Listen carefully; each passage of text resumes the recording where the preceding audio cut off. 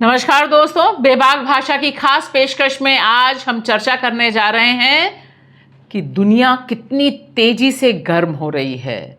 आप सब जो उत्तर भारत में हैं पहली बार महसूस कर रहे होंगे कि नवंबर का महीना नवंबर नहीं लग रहा है, गर्मी अभी भी चल रही है और यही हाल पूरी दुनिया का है। दुनिया के इतिहास में 2024 अभी तक सबसे गर्म सालों में है और इस पर चर्चा सिर्फ भारत ही में नहीं, अजरबैजान में भी हो रही है। अजरबैजान की राजधानी है बाकू, जहां पर तकरीबन 150 देश इकट्ठा हुए हैं। COP29 वहां चल रहा है।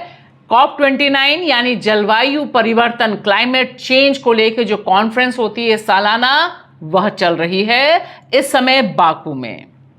और साथ ही साथ जो हमें साफ साफ दिखाई दे रहा है कि एक तरफ दुनिया भर के देश इस बात पर माथापच्ची कर रहे हैं कि दुनिया में जो गर्मी बढ़ रही है, इससे वे जो तबाही महसूस कर रहे हैं उसे कैसे रोका जाए। लेकिन वही दिखाई दे रहा है कि किस तरह से दुनिया के कुछ हिस्सों में लगातार युद्ध और यह लगातार बमबारी चल रही है।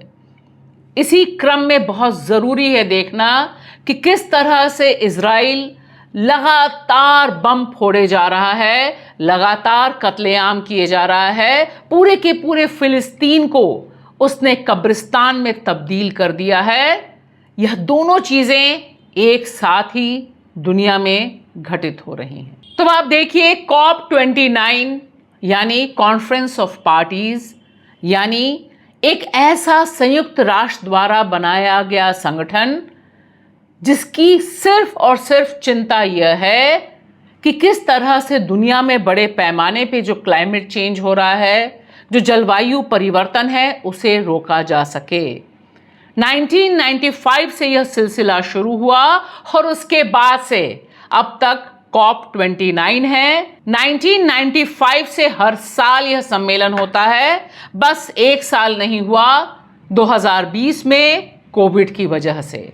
तब से लेकर आज तक दुनिया की तमाम ताकतें, तमाम देश इकट्ठा सिर्फ और सिर्फ एक एजेंडे पर होते हैं कि कैसे दुनिया को गर्म होने से बचाया जा सके, क्योंकि दुनिया गर्म हो जाएगी तो सिर्फ छोटे छोटे द्वीप ही नहीं डूब जाएंगे, हमारा आपका जिंदा रहना भी मुश्किल हो जाएगा। और इसे हम आप सब लोग बहुत शिद्दत से महसूस कर रहे हैं। यहां पर जो आपको आंकड़े मैं शेयर कर रही हूं, 2024 is on track to be the hottest year on the record as warming temporarily hits 1.5 degree Celsius.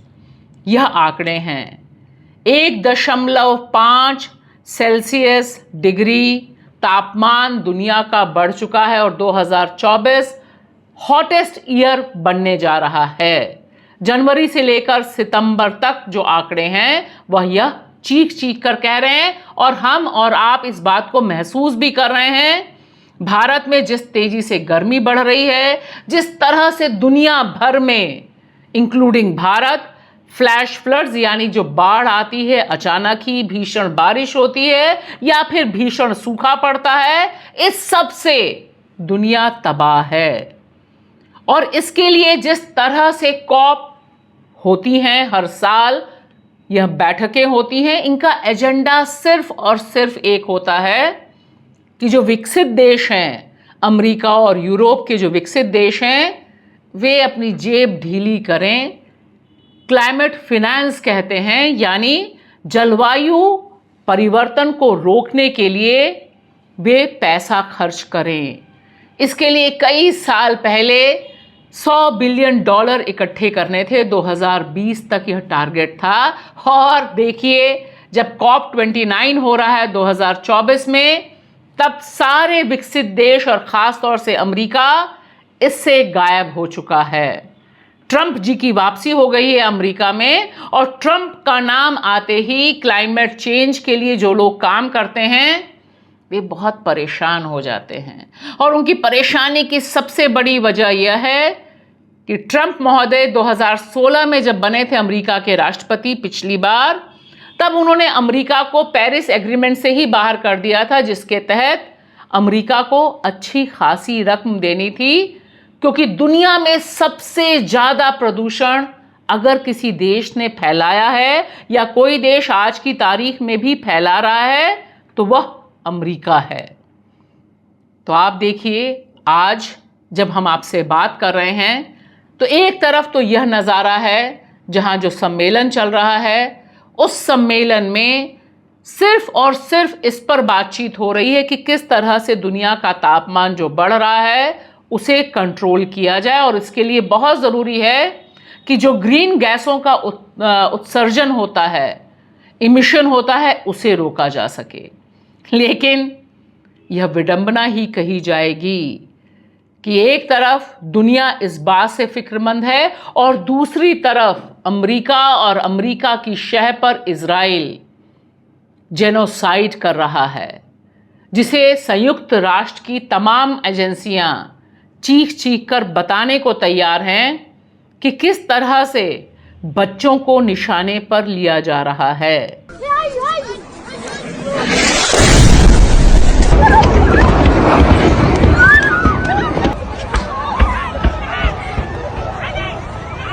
What is shocking is that the unbearable is becoming a new norm and becomes bearable. Stories about people in north of Gaza just waiting to be killed by airstrike, trying to struggle not to die again because of diseases or because of hunger.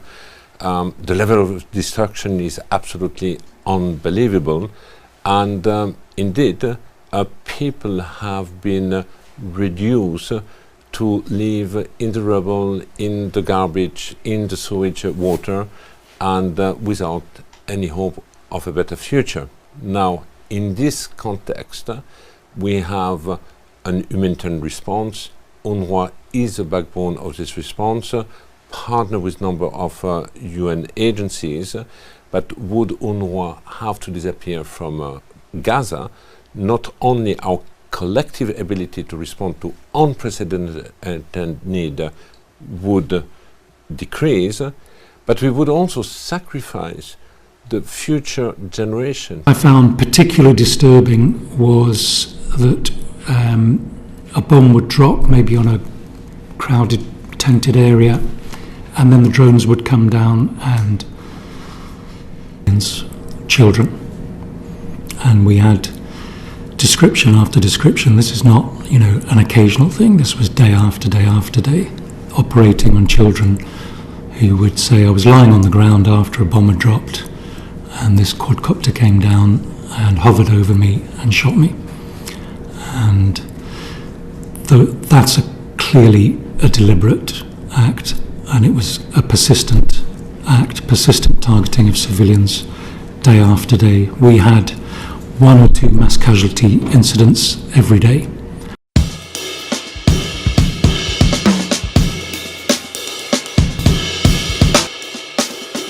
तो इन खौफनाक मंजर को देखने के बाद सबसे अहम सवाल है कि कोई भी जो अंतर्राष्ट्रीय बैठक हो रही है, अंतर्राष्ट्रीय सम्मेलन हो रहा है, जैसे COP29, तो वह क्या यहाँ पर कोई रिजोल्यूशन पारित करेगा? क्या वह साफ साफ यह कहेगा कि अगर इस तरह से युद्ध होते रहे, इस तरह से बम बरसाते रहे, तब धरती का तापमान कंट्रोल नहीं किया जा सकता? क्योंकि इससे पहले इस तरह का दुनिया में नज़ारा नहीं देखा गया था। और ध्यान दीजिए, जो 3 इम्पॉर्टेंट पहलकदमियां अभी तक कॉप ने की हैं, उसमें सबसे पहले आती है क्योटो डिक्लेरेशन, जो किया गया था 1997 में, और इसके तहत माना गया था कि जो विकसित और अमीर देश हैं, अमेरिका और यूरोप, उन्होंने सबसे ज़्यादा दुनिया को तबाह किया है, संसाधन लूटे हैं, लिहाजा उनको ज़्यादा पैसा खर्च करना होगा और ग्रीन गैस इमिशन कम करने होंगे। दूसरा, एक कोपेनहेगन हुआ था 2009 में, हालांकि वह विफल रहा था क्योंकि अमेरिका सहित तमाम विकसित देश उस पर तैयार नहीं हुए थे। इसके बाद आता है 2015 में हुआ COP21 पेरिस एग्रीमेंट, सबसे अहम डेवलपमेंट अभी तक क्लाइमेट चेंज को रोकने के लिए जो हुआ है वह पेरिस एग्रीमेंट है, क्योंकि उसके तहत यह माना गया था, तमाम देश सहमत हुए थे कि अमीर देश विकासशील देशों को ज़्यादा पैसा देंगे। एक फंड बनेगा $100 मिलियन का, जिसके तहत तकनीक में जो हस्तांतरण होना है वह होगा और क्लाइमेट को और हमारी पृथ्वी को बचाया जा सकता है। लेकिन 2024 जिस तरह का नज़ारा COP29 में दिखाई दे रहा है, तकरीबन यह लोग मान चुके हैं कि COP29 एक विफल सम्मेलन रहेगा। उसकी सबसे बड़ी वजह है कि ना अमेरिका को कंट्रोल किया जा सकता है और ना इजराइल को कंट्रोल किया जा सकता है। यहां बस समझना यह ज़रूरी है कि मामला सिर्फ फिलिस्तीन का नहीं है, सिर्फ फिलिस्तीन के बच्चों का नहीं है, मामला उससे बड़ा है। यह युद्ध चलता रहेगा तो कितने भी COP29, COP30 कर लीजिए, दुनिया का तापमान बढ़ने से इन बमों को रोकने के बिना कोई चारा नहीं है। बम वर्षा के बीच न तापमान रुक सकता है, न तापमान कंट्रोल में हो सकता है और ना ही धरती को बचाया जा सकता है।